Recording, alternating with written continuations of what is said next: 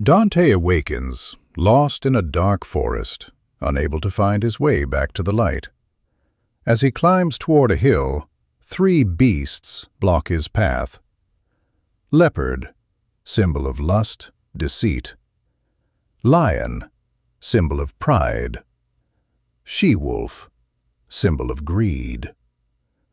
Driven back by fear, Dante meets the spirit of the poet Virgil, who tells him he has been sent to guide him through hell and purgatory.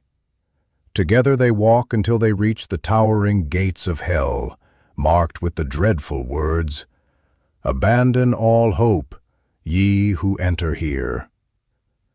Dante hesitates, trembling, but Virgil reassures him, and side by side, they step into the darkness.